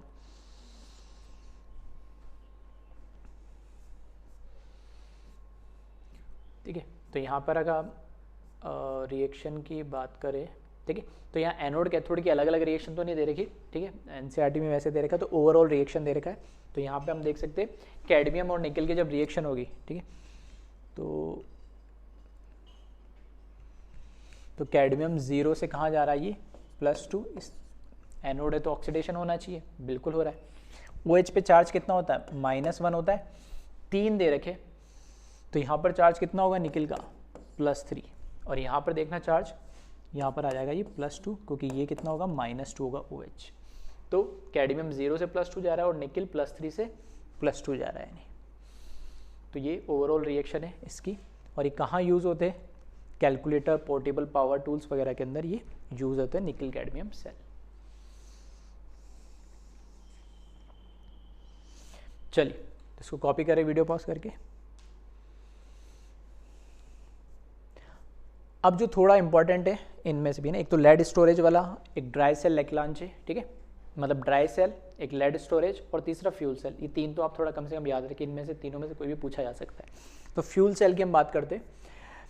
फ्यूल सेल क्या होता है, galvanic cell that are design to convert the energy of combustion of fuel like hydrogen, methane, methanol etcetera directly into electrical energy are called fuel cell. तो नाम ही fuel cell है, मतलब आप कोई ना कोई फ्यूल यूज़ कर रहे हैं, और वो फ्यूल किसके फॉर्म में हो सकता है, हाइड्रोजन के फॉर्म में, मीथेन के फॉर्म में, या मिथेनॉल के फॉर्म में। कोई ना कोई फ्यूल है, उसकी जो रिएक्शन है उस रिएक्शन से हम क्या कर रहे हैं, इलेक्ट्रिसिटी प्रोड्यूस करने की कोशिश कर रहे हैं। और ये फिर से अगेन कैसा है, एज ए गैल्वेनिक सेल या इलेक्ट्रोकेमिकल सेल जैसे हम इसको काम में लेते हैं या इसका काम होता है। फिर लिखा है the cell consist of 3 compartment separated by a porous carbon electrodes, ठीक है। तो फ्यूल सेल के अंदर 3 कंपार्टमेंट होते हैं, और तीनों कंपार्टमेंट को 2 सेपरेटर से, ठीक है, पोरस कार्बन की जो होती है, ठीक है, इलेक्ट्रोड्स होती है, उनसे हम सेपरेट करते हैं, ठीक है। पोरस का मतलब उसमें थोड़े थोड़े से उसमें इस तरीके से ये छेद से होते हैं, यानी पोरस को हम इस तरीके से बोल सकते हैं, माइन्यूट से होल से होते हैं उसमें, कि एग्जैक्टली अगर हम दोनों, उसमें क्या होता है, जैसे 3 कंपार्टमेंट है तो लेफ्ट और राइट कंपार्टमेंट से अलग अलग अपने हाइड्रोजन और ऑक्सीजन को क्या करना है, ऐड करना है। तो डायरेक्ट एक दूसरे कॉन्टैक्ट में बनाया तो उस पोरस इलेक्ट्रोड से पास होके जाए, ताकि उनका जो कॉन्टैक्ट है वो इतना खतरनाक ना हो, वरना उनकी जो रिएक्शन होती है बड़ी ही हाईली एक्सोथर्मिक होती है ना। तो उस रिएक्शन को कंट्रोल करने के लिए हम पोरस इलेक्ट्रोड के थ्रू उनको पास करते हैं। फिर इसमें लिखा है कैटलिस्ट भी यूज़ किया जाता है इस रिएक्शन में, इस सेल में। Catalyst like finely divided platinum और palladium is incorporated into the electrodes for increasing the rate of electrode reaction, ठीक है। तो कैटलिस्ट इसमें यूज़ किया जाता है रिएक्शन के रेट को बढ़ाने के लिए। और लास्ट लिखा है H2 hydrogen and O2 hydrogen and oxygen gases are then fed into 2 different compartments that diffuse slowly through the electrodes and react with electrolyte KOH in central compartment। KOH भी हो सकता है, कई जगह कोई बुक्स में NOH भी हो सकता है, कोई भी हाइड्रोक्साइड ले लेना, ठीक है, बेस लेना एक्चुअल में। तो एक साइड से 3 कंपार्टमेंट है, तो एक साइड से हाइड्रोजन गैस इंट्रोड्यूस करेंगे, दूसरे साइड से ऑक्सीजन गैस इंट्रोड्यूस करेंगे, और सेंट्रल जो कंपार्टमेंट होता है उसमें ये बेस होता है पोटेशियम या सोडियम हाइड्रोक्साइड। ठीक है, चलिए इसको कॉपी करें, कैसे क्या रिएक्शन होती है उसको हम देखते हैं।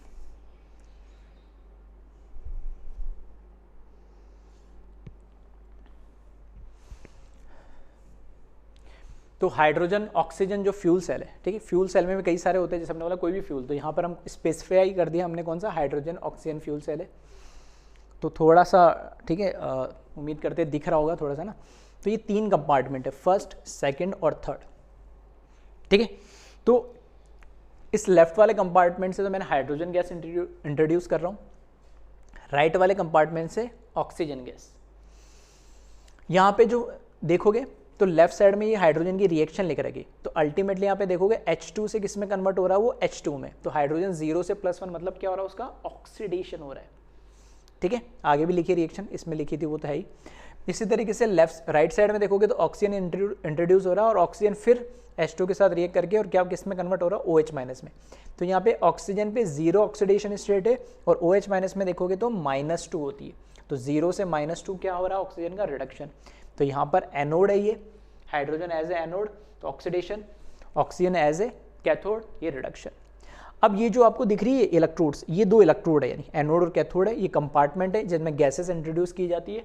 ठीक है, यहाँ पे ये रिएक्शन होती है इसके अंदर, और इन कंपार्टमेंट को मोटर से कनेक्ट कर दिया जाता है। ठीक है, ये जो इलेक्ट्रोड्स है ये कार्बन की होती है, पोरस फॉर्म होती है। क्यों? क्योंकि जब जैसे मैंने ऑक्सीजन डाला, यहाँ से हाइड्रोजन डाला, और दोनों एक दूसरे के कॉन्टेक्ट में आए तो डायरेक्टली ना आए। इधर बीच में हॉट KOH या सोडियम हाइड्रोक्साइड या पोटेशियम हाइड्रोक्साइड ले लिया, और जब ये रिएक्शन होगी दोनों की ओवरऑल, तो देखोगे यहाँ पे भी H2 मिल रहा है आपको, है ना। तो वो H2 आपको इसके साथ एक लेयर में ऊपर के साइड में आपको पानी भी मिलता है। तो ये अपोलो जो मिशन था ना हमारा, आपने सुना होगा, तो उसके अंदर ये फ्यूल, हाइड्रोजन फ्यूल सेल से ही वहाँ पे काम चलता था। तो एक तो काम क्या था कि इस फ्यूल सेल से उनको एक तो एनर्जी मिलती थी, ठीक है, एक तरीके से मोटर या इन्वर्टर है उसके अंदर ये एनर्जी क्या हो रही है, स्टोर हो रही है। तो एक तो उनको एनर्जी मिल जा रही थी, दूसरा पानी की प्रॉब्लम भी खत्म हो रही थी कि इस फ्यूल सेल से पानी भी पीने का मिल जा रहा था, बन जा रहा था। ठीक है, चलिए तो इसको कॉपी करें, फिर हम आगे बढ़ते इसमें।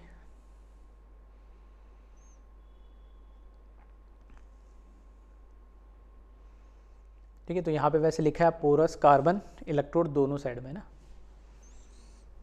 Porous carbon electrode.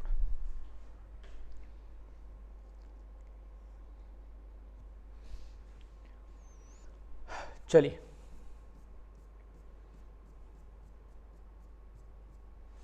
तो यहाँ पर रिएक्शन लिख दी है सारी। एनोड पे हाइड्रोजन है ना, और हाइड्रोजन की आपको दिख ही रहा है यहाँ पे 0 से किस में कन्वर्ट हो जा रहा है, या हाइड्रोजन +1 में। तो इसका क्या हो रहा है, यहाँ पे ऑक्सीडेशन हो रहा है। बाकी चीज़ें सिर्फ इसको बैलेंस करने के लिए लिखी है, हाफ रिएक्शन को। यहाँ पे देखोगे ऑक्सीजन का 0 से हाइड्रोक्साइड में क्या होता है, ऑक्सीडेशन स्टेट -2। ठीक है, तो यहाँ पर क्या हो रहा है, रिडक्शन हो रहा है। दोनों रिएक्शन को आप ऐड करेंगे, तो आप देखिएगा यहाँ पे, ठीक है, जो 4 इलेक्ट्रॉन से 4 इलेक्ट्रॉन कैंसिल हो जाएंगे, और यहाँ पे भी 4 इलेक्ट्रॉन क्यों ऐड करें, क्योंकि यहाँ पे बैलेंस करते समय, ठीक है, क्योंकि फाइनल जो रिएक्शन लिखी है हमने वो लिखी 2H2 + O2 + 2। अगर इसको H2 + O2 प्लस, एक बार देख लेना बैलेंस है क्या, ये सही है। चलिए, अगर मैं यहाँ पे क्या करता, 1 मोल यूज़ करता H2, तो इसका मुझे क्या यूज़ करना पड़ता, हाफ, तो ये बनता है। तो बस वहाँ पे हाफ ना दिखाने के लिए यहाँ पर क्या करा, 2 से मल्टीप्लाई करा, तो ये 4 आ गया। उसकी जगह 2 भी आता, तो यहाँ पर क्या होता है, H2 + ½ O2 + H2 हो जाता है। ठीक है, तो उसको बैलेंस करने के लिए, OH- को बैलेंस करने के लिए 4 इलेक्ट्रॉन ऐड करे, यहाँ OH- को बैलेंस करने के लिए यहाँ 4 इलेक्ट्रॉन ऐड कर दिए। ठीक है, H2 में कन्वर्ट हो रहा है, और O2 किस में कन्वर्ट हो रहा है, OH- में। बाकी चीज़ें आप बैलेंस करने के लिए आपको पता है कि यहाँ पर H2 लाना है, तो मुझे क्या चाहिए होगा, H2 के अलावा OH चाहिए होगा। ठीक है, जो ये कहाँ से मिल रहा है हमें, जो हमारा KOH है वहाँ से बेस से मिल रहा है। ठीक है, तो वहाँ से हमने ऐड करा, और उस तरीके से इसी तरीके से O2 H2 के साथ लिख करके ये बना लेगा। तो फाइनली 4 इलेक्ट्रॉन से 4 इलेक्ट्रॉन, 4 OH- से ये 4 OH- कैंसिल हो गया, और ये 4H2 और इधर 2H2 सब्ट्रैक्ट होके फाइनली 2H2 मिल जाएगा। तो this cell was used for providing electrical power in Apollo space mission, जिसके अभी मैं बात कर रहा था, वो भी लिख रखा है। और नेक्स्ट पॉइंट यहाँ लिख रखा है, water vapour produced during the process were condensed and added to the drinking water supply for the astronauts. ठीक है, तो वो जो एस्ट्रोनॉट के लिए यहाँ पर पीने का पानी का काम भी यहाँ से हो जा रहा था। और fuel cells are pollution free, तो देख सकते हो आप इसमें कुछ बन ही नहीं रहा, ऐसा पानी बन रहा है, वो तो और उल्टा हमारे लिए क्या है, यूजफुल है। तो जो फ्यूल सेल है वो पॉल्यूशन फ्री है ही, नेचर फ्रेंडली है, लेकिन बड़ा ही इसको ऑपरेट करना और इसको मैनेज करना बड़ा ही खतरनाक है थोड़ा, है ना, क्योंकि थोड़ा भी इसमें ये जो एनर्जी ये दिख, अब ये क्यों, क्योंकि ये तो हमें भी पता है हाइड्रोजन तो हमारे नेचर में भी, ऑक्सीजन भी, तो आपस में रिएक्ट करके H2 क्यों नहीं बना लेती, तो एक कंडीशन, ड्रास्टिक कंडीशंस में ये रिएक्शन होती है और वो बड़ी हाईली एक्सोथर्मिक होती है, जिससे हमें एनर्जी मिलती है। ठीक है, चलिए तो इसको कॉपी करें।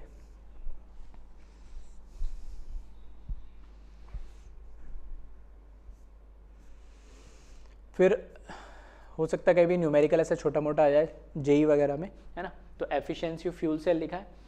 एफिशिएंसी क्या होती है, टोटल हम कितनी एनर्जी दे रहे हैं और कितना उसमें से यूजफुल निकल रहा है। तो यहाँ पे एनर्जी किस फॉर्म में निकल रही है, हीट ऑफ कंबशन, कंबशन ही तो हो रहा है ये। ठीक है, कंबशन रिएक्शन क्या होती है, कोई भी एलिमेंट है उसके ऑक्सीजन से रिएक्शन करा दो तो वो कंबशन होगी, तो ये हाइड्रोजन का कंबशन हो रहा है यहाँ पे। ठीक है, तो ये कंबशन रिएक्शन थर्मोकेमिस्ट्री में हम जैसा पढ़ते हैं, तो कंबशन हो रहा है तो साथ में क्या होगी, एनर्जी भी क्या होगी, रिलीज होगी। ठीक है, चाहो तो आप, अच्छा इसमें लिखा नहीं, आप चाहो तो लिख लेना यहाँ पर, प्लस एनर्जी भी निकलेगी। ठीक है, हाईली एक्सोथर्मिक रिएक्शन होती है।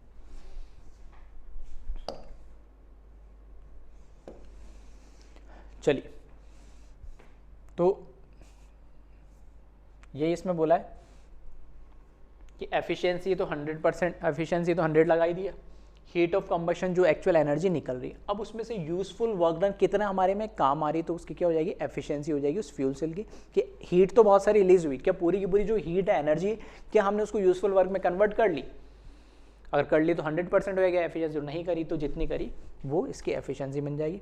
तो यहाँ पे हमें पता है जो यूजफुल वर्क डन होता है या यूजफुल एनर्जी होती है उसको क्या बोलते हैं हम, गिब्स फ्री एनर्जी बोलते हैं। किसी भी सिस्टम में से जो यूजफुल एनर्जी होती है उसको हम गिब्स फ्री एनर्जी बोलते हैं। और स्टैंडर्ड कंडीशन के लिए यहाँ पे नॉट लगा दिया, हीट ऑफ कंबशन के लिए डेल्टा एच लगा दिया, एफिशिएंसी। ठीक है, वैसे तो ये ईटा होता है बट, ठीक है, वैसे तो ये क्या होता है, ईटा होता है, लेकिन यहाँ पर एनी लिखा है तो ध्यान रखना, इस तरह का सिंबल बना लेना। ठीक है, और यहाँ पे इस चैप्टर में हम देख ही चुके हैं कि जो गिब्स फ्री एनर्जी होती है सेल के लिए, इलेक्ट्रोकेमिकल सेल के लिए क्या होती है, नेगेटिव NFE। ठीक है, तो वो डिपेंड करेगा फॉर्मूले पे कि आपको क्या इन्फॉर्मेशन दे रही है, डायरेक्ट यूजफुल वर्क और हीट दे दिया तो डायरेक्ट ये लगा दो, डेल्टा G और डेल्टा H के फॉर्म में दे रखा तो ये फॉर्म लगा दो, डेल्टा G डायरेक्ट नहीं दे रखा, E दे रखा है और रिएक्शन दे दी तो आप ये लगा दो। ठीक है, तो ये फॉर्मूला ध्यान रखना एफिशिएंसी का फ्यूल सेल की।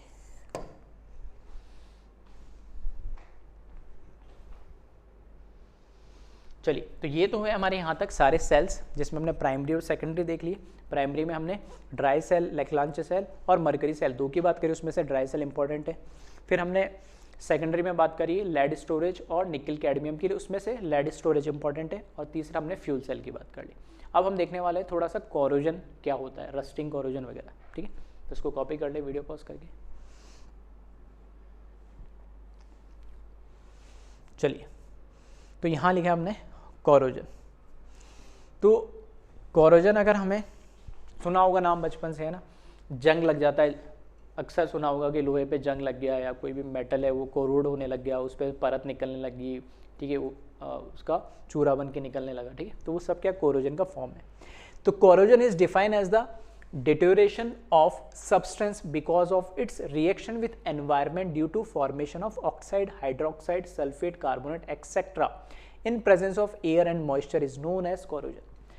तो एयर और मॉइस्चर, ठीक है, तो इसलिए जनरली बोलते हैं हम बरसात में ज़्यादा कोरोजन होता है, जंग ज़्यादा लगता है। क्यों? क्योंकि एयर तो हमारे एनवायरनमेंट में है ही, ऑक्सीजन तो है ही, वो तो हमेशा रहती है, लेकिन बरसात के टाइम में क्या होता है कि मॉइस्चर और पानी H2 भी मिल जाता है। तो उन दोनों की प्रेजेंस में वो क्या करता है, जो भी एलिमेंट है वो ऑक्साइड बना लेगा उसके ऊपर सरफेस पे, या हाइड्रोक्साइड या कार्बोनेट या सल्फेट बना लेगा, और वो बनाने के बाद वो एक परत के फॉर्म में, या एक हम उसको बोल सकते हैं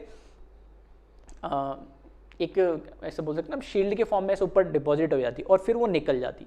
ठीक है, तो वो ही क्या, उसी को हम क्या बोलते हैं, कोरोजन।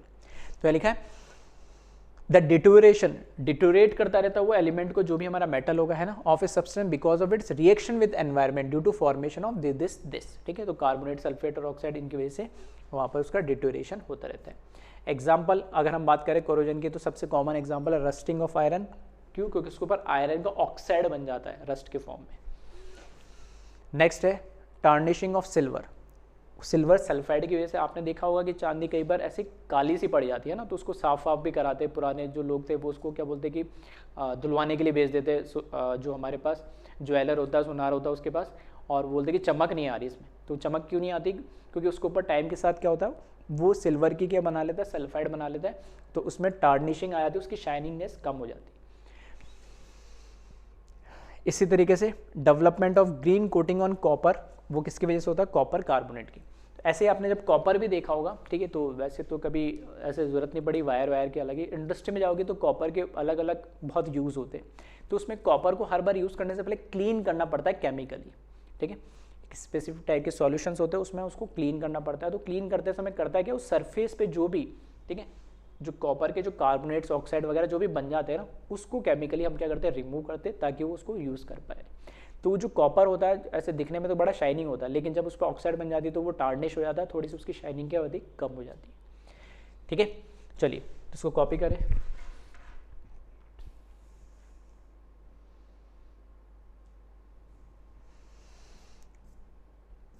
फिर रस्टिंग ऑफ आयरन आपके सिलेबस में दे भी रखा है, एनसीईआरटी में दे रखा है, तो उस पर थोड़ा बात कर लेते हैं।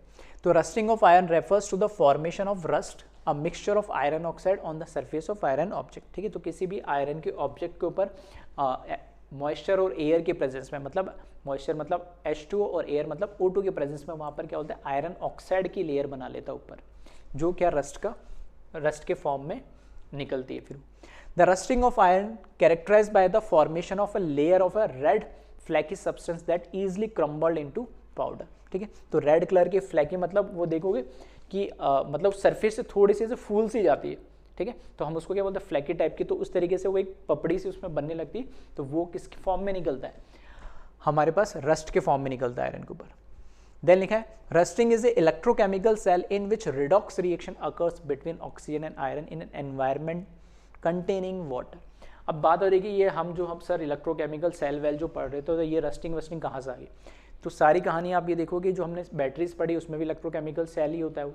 तो ये जो रस्टिंग हो रही है ना, वो रस्टिंग भी एक इलेक्ट्रोकेमिकल ही प्रोसेस है, इसलिए इस चैप्टर में हमें पढ़ना पड़ रहा है, ठीक है। कैसे है तो उसको आप समझते हैं, ठीक है। तो वही लिखा है rusting is a electrochemical cell. तो इलेक्ट्रोकेमिकल सेल जैसे नेचुरली यहाँ पे काम करता है, और उसका भी एक एनोड का और कैथोड का एक पोटेंशियल भी होता है, स्पेसिफाइड एक्सपेरिमेंटली डिटरमाइन किया गया, इसलिए रिएक्शन स्पॉन्टेनियस होती है और अपने आप रस्टिंग इसलिए इजिली हो जाती है, ठीक है। चलिए कॉपी करें इसको, फिर देखते हैं इनके रिएक्शंस।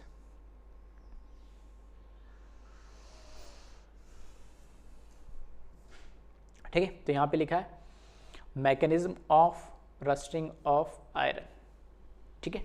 चलिए तो फिर से अगेन इसके रिएक्शन मैं खुद लिख रहा हूँ, तो देखिएगा, फिर से ये याद ही रखने पड़ेगी आपको। तो यहाँ पे जो एनोड होता है, एनोड में हमें पता है क्या होता है, ऑक्सीडेशन होता है। नहीं तो ऑक्सीडेशन किसका और होता है, आयरन का, ठीक है। बस बैलेंस करने के लिए लिख दे रहा हूँ मैं, 2Fe लिखा मैंने, ठीक है। ये ऑक्सीडाइज होगा और किस में कन्वर्ट होगा, Fe+2 में कन्वर्ट होगा, ठीक है। तो आयरन जो हमारे पास है ये सॉलिड फॉर्म में होगा, वो Fe+2 में कन्वर्ट होगा और यहाँ से 2 इलेक्ट्रॉन लूज करेगा। ये क्या होगा यहाँ पर, इसका ऑक्सीडेशन।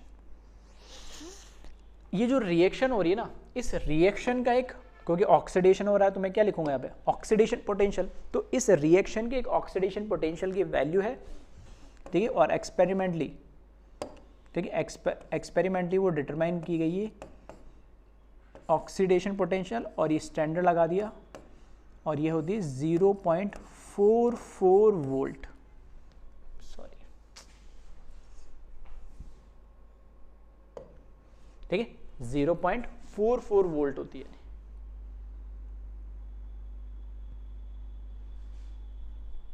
ठीक है। तो इस रिएक्शन की ऑक्सीडेशन पोटेंशियल की वैल्यू कितनी होती है, 0.44 वोल्ट। और थोड़ा सा इसको बैलेंस करने के लिए, चलो मैं इसको, क्योंकि यहाँ पे 2 लिए ना,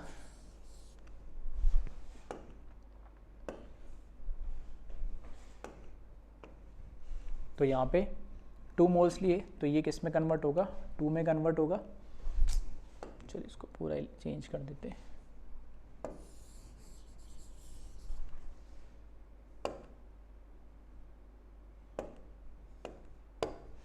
ठीक है, 2Fe से कन्वर्ट हो रहा है ये 2Fe प्लस 2 प्लस यहाँ पे 4 इलेक्ट्रॉन। 1 से 2 इलेक्ट्रॉन निकल रहे, तो 2 से कितने निकलेंगे, 4 निकलेंगे। ठीक है, बस वो चीज़ मैंने बैलेंस करके लिखी है। इसे देखिए कैथोड पे होता है रिडक्शन। रिडक्शन किसका हो रहा होता है यहाँ पे, O2 का रिडक्शन होता है। ठीक है, ऑक्सीजन का रिडक्शन होता है, ऑक्सीजन रिडक्शन होता है। ये सिर्फ बैलेंस करने के लिए लिख रहा हूँ मैं, 4H प्लस और 4 इलेक्ट्रॉन। ठीक है, इलेक्ट्रॉन कितना ऐड होंगे, तो ये एक आपको एनोड के रिएक्शन अगर बैलेंस करोगे तो वहाँ से भी आइडिया लग जाता है आपको, क्योंकि वो कैंसिल होने चाहिए। ठीक है, तो ऑक्सीजन का यहाँ पे ऑक्सीडेशन होता है और वे किस में कन्वर्ट हो जाती है, वाटर के अंदर।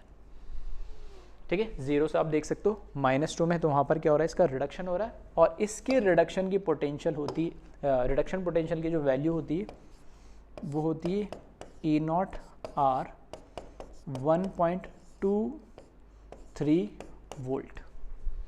ठीक है, एक्सपेरिमेंटली डिटरमाइन वैल्यू है ये, ऑक्सीडेशन की ऑक्सीडेशन पोटेंशियल वैल्यू और रिडक्शन की रिडक्शन पोटेंशियल वैल्यू। तो अब मैं बात करूँ अगर सेल रिएक्शन की, तो जो फाइनल सेल रिएक्शन होगी, ठीक है, इन दोनों को क्या करें हम, सिंपली ऐड कर दें। तो ऐड करोगे तो यहाँ पे देखना 2Fe प्लस O2 है ना, H प्लस लिखना पड़ेगा आपको यहाँ पे बैलेंस करने के लिए, और 4 इलेक्ट्रॉन से 4 इलेक्ट्रॉन तक कैंसिल हो जाएंगे, और ये हो जाएगा 2Fe प्लस 2 और यहाँ पर 2H2। और इन दोनों को हमें पता ही है, ठीक है, हमने स्टार्टिंग से बात कर रहे हैं कि एनोड का ऑक्सीडेशन पोटेंशियल, कैथोड का रिडक्शन पोटेंशियल है, तो पूरे सेल का जो पोटेंशियल है वो एनोड प्लस कैथोड को क्या कर दे, ऐड कर दे। ठीक है, तो कितना हो जाएगा ये 7, तो 1.67 वोल्ट। तो अब बताइए रिएक्शन अपना आप होगी या नहीं होगी, क्योंकि सेल पोटेंशियल यहाँ पर क्या है, पॉजिटिव है, तो इस रिएक्शन कैसी होगी, स्पॉन्टेनियस होगी, इसलिए नेचर में अपने आप रिएक्शन होती है।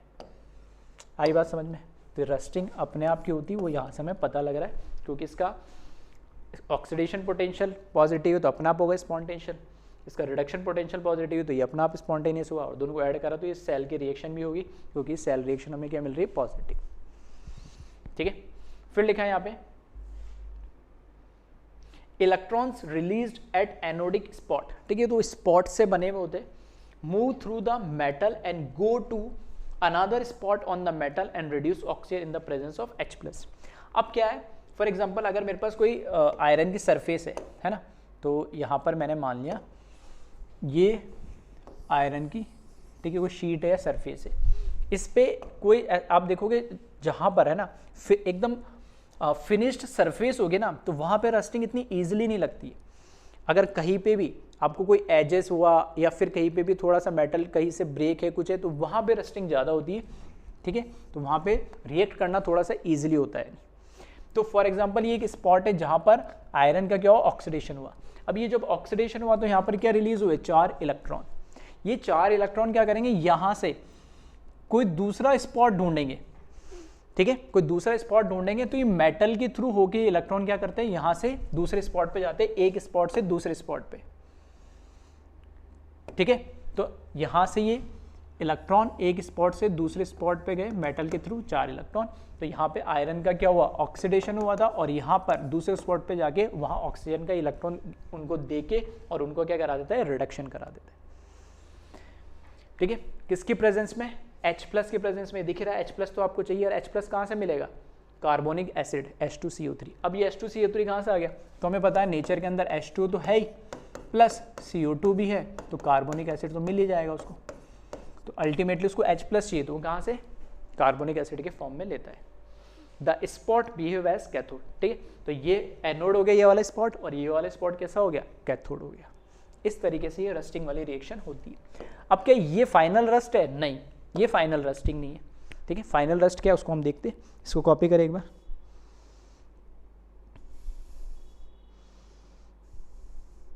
ठीक है, तो अब फाइनल इसमें देखेंगे रिएक्शन में सेल रिएक्शन में तो हमारे पास आयरन प्लस 2 बन रहा है और क्या मिल रहा है, पानी बन रहा है नहीं।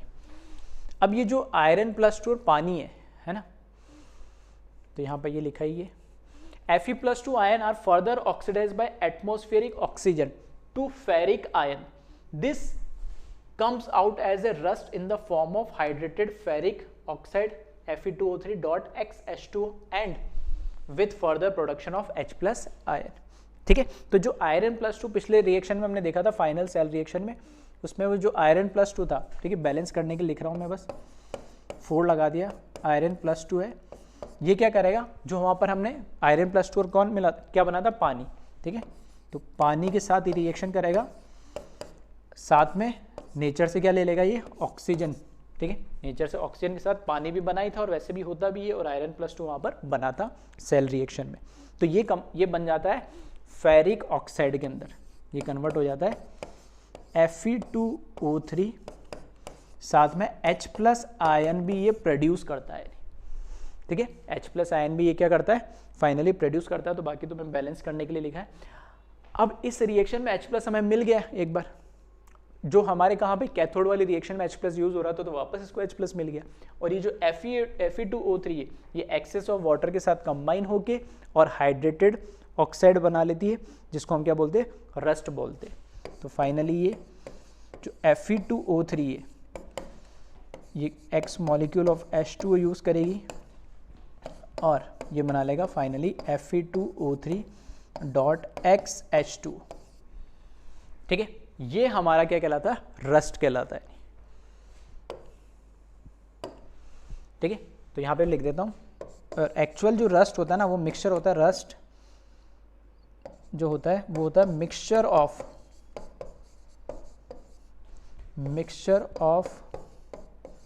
Fe2O3.@X2 हाइड्रेटेड फेरिक ऑक्साइड और, ठीक है, फेरिक हाइड्रो ऑक्साइड का मिक्सचर होता है, ठीक है, तो कुछ मॉलिक्यूल ऑक्साइड में कन्वर्ट हो जाते हैं और कुछ हाइड्रोक्साइड में कन्वर्ट हो जाते हैं, तो इन दोनों को फाइनली हम क्या बोलते हैं, रस्ट बोलते हैं, वो रस्ट के फॉर्म में, ठीक है, पाउडर या उस फ्लैकी जो लेयर होती है उसके फॉर्म में ये क्या होता है, निकल जाते हैं, ठीक है।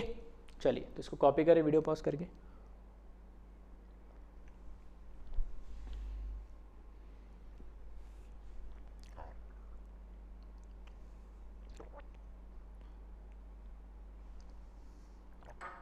चलिए, तो ये तो बात हुई कि रस्ट होता है कैसे। अब इसको प्रिवेंट कैसे करें हम, जो कोरोजन जो हमारी प्रॉब्लम है, ठीक है, कोरोना नहीं कोरोजन है ना, तो कोरोजन जो हमारी प्रॉब्लम है उसको कैसे प्रिवेंट करें, तो काफ़ी सारे मेथड है, लेकिन बेसिक से, ठीक है, इतना इंपॉर्टेंट नहीं है, थोड़ा सा बस आइडिया देने के लिए यहाँ पे मैंने 3 तरीके बता दिए। पहला है कैथोडिक प्रोटेक्शन। कैथोडिक प्रोटेक्शन का मतलब क्या है, देखो कैथोड पे होता है रिडक्शन, रिडक्शन होने का मतलब उस पर क्या होता है, डिपॉजिट होगा कोई आगे, और एनोड पे होता है ऑक्सीडेशन, मतलब अगर एनोड खुद मेटल का होगा तो खुद ऑक्सीडाइज होगा। तो अगर आपको किसी मेटल को अगर प्रिवेंट करना है ना कि उसका रस्ट ना हो, तो उस मेटल को, उस आयरन को क्या बना दो, खुद कैथोड बना दो और कोई दूसरे मेटल को एनोड बना दो। तो जिसको एलिमेंट को, जिस मेटल को आपको प्रिवेंट करना है कोरोजन से, रस्टिंग से, तो उस एलिमेंट को कैथोड बना दो, तो उसको हम बोलते हैं कैथोडिक प्रोटेक्शन, क्योंकि उसका तो रिडक्शन ही हो सकता है, और खुद रिड्यूस कैसे होगा, कोई इलेक्ट्रोलाइट आगे रिड्यूस होगा, उस पर डिपॉजिट ही तो होगा। अगर वो एनोड होता तो खुद ऑक्सीडाइज होता, तो उसमें से आयन, एटम आयन के फॉर्म में निकलते जाते, ठीक है। तो यहाँ पे वही लिखा है कैथोडिक प्रोटेक्शन में, to provide a sacrificial electrode of another metal like magnesium, zinc etcetera which make as an anode that corrode itself but save the object which make as an anode, ठीक है। तो इसको sacrificial, sacrifice कर रहा है वो, ठीक है, तो सैक्रिफिशियल इलेक्ट्रोड भी बोलते हैं। तो कोई भी जैसे मैग्नीशियम या जिंक ले लो, जिनका ऑक्सीडेशन पोटेंशियल ज़्यादा आपको पता ही है, तो जिस एलिमेंट को आपको बचाना उससे ऊपर वाला एलिमेंट ले लो इलेक्ट्रोकेमिकल सीरीज का, तो उसका ऑक्सीडेशन हो जाएगा, उसको एनोड बना दो, नीचे वाला कैथोड बन जाएगा, तो प्रोटेक्ट हो जाएगा। सेकंड दे रखा है गैल्वेनाइजेशन। गैल्वेनाइजेशन का मतलब क्या है, to cover the surface by other metal that is tin और जिंक दैट आर इनर्ट और reactive to save the object, ठीक है। अगर आपको किसी मेटल को, ठीक है, अगर आपको किसी मेटल को बचाना है तो उसके ऊपर क्या करो, जिंक की लेयर बना दो या टिन की लेयर बना दो, जिससे कि उसके साथ एयर और ऑक्सीजन क्या कर सके, कांटेक्ट ना कर सके, तो उसको हम प्रोसेस को क्या बोलते हैं, गैल्वेनाइजेशन, ठीक है। To cover the surface by other metals that is tin और जिंक दैट आर इनर्ट और reactive to save the object, ठीक है। तो वापस वही एक तरीके से हो क्या रहा है, दूसरे का जो भी होगा ऊपर जो मेटल लगाया उसका होगा, नीचे लगा जो मेटल पे लगाया उस पर कोई फर्क नहीं पड़ेगा। और लास्ट दे रखा paint, covering the surface of metal with paint और बाय सम केमिकल। तो हमें पता ही है कि रस्टिंग वस्टिंग से बचाने का सबसे कॉमन तरीका कि हम पेंट कर देते हैं, ठीक है। पहले जैसे रेड ऑक्साइड करते हैं, उसके बाद जो कलर वाला जो जिस कलर का पेंट हमें पसंद है वो उसके ऊपर पेंट कर देते हैं ताकि वो उस पर किसी तरीके की रस्टिंग ना हो, एयर और ऑक्सीजन उसके साथ में, मॉइस्चर और ऑक्सीजन उसके साथ में कॉन्टैक्ट में ना आए, ठीक है। चलिए तो इसको कॉपी कर ले वीडियो पॉज करके। चलिए तो फाइनली हमने क्या करा है, चैप्टर खत्म हो गया हमारा, लास्ट लेक्चर था जिसमें हमने बैटरीज की बात करी। फिर से बताया था ड्राई सेल इंपॉर्टेंट है बोर्ड के हिसाब से, लेड स्टोरेज बैटरी इंपॉर्टेंट और फ्यूल सेल, और फिर यहाँ पे थोड़ा रस्टिंग वाली जो रिएक्शन है आपको पता होनी चाहिए, ठीक है। चलिए ओके, थैंक यू क्लास।